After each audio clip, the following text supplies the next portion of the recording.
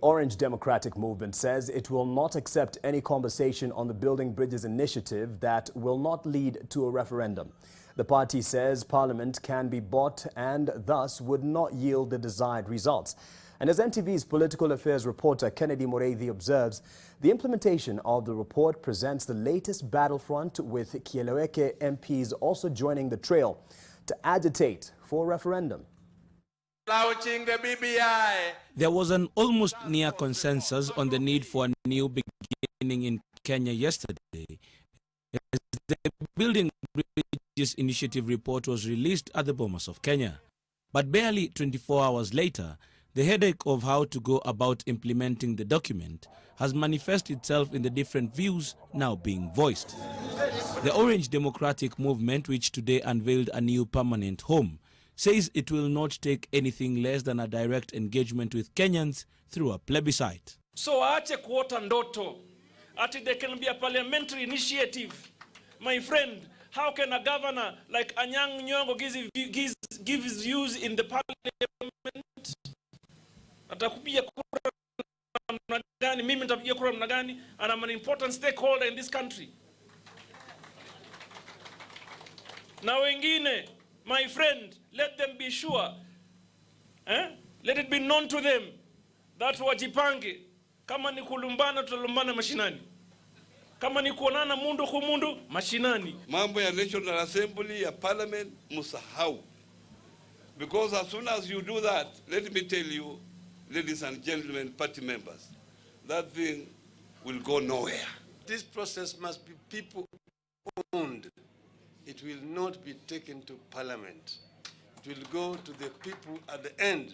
The people of Kenya are the ones who will decide what to do with that report. A view now seemingly gathering steam among members of Parliament who prescribe to the Kieleweke movement and were ardent supporters of the handshake between President Uhuru Kenyatta and opposition leader Raila Odinga.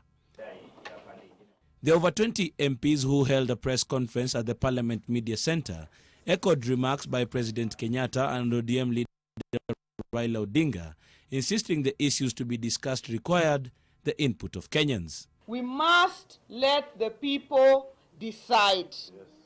BBI is the people's report, not the elite people politicians report. Ndani ya ripoti hii kuna yale masuala labda itazungumziwa bungeni, na kuna yale masuala ambayo lazima yafuate kanuni ya sheria kipengee 255 ambayo itahitaji referendum.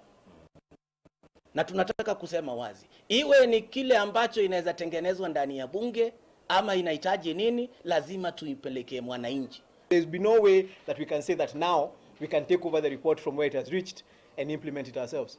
It has to continue being owned by the Kenyan people, and it has to be determined and worked on by the Kenyan people all the way to the end. President Kenyatta and Odinga on Wednesday pointed to a possibility of a people-driven initiative. Those things that maybe we don't agree on, we can put them to the people in an election in a peaceful manner, and the people can choose. We should avoid a costly, potentially divisive, controversial processes that will divide us. If we implement it the way it is, people will fight.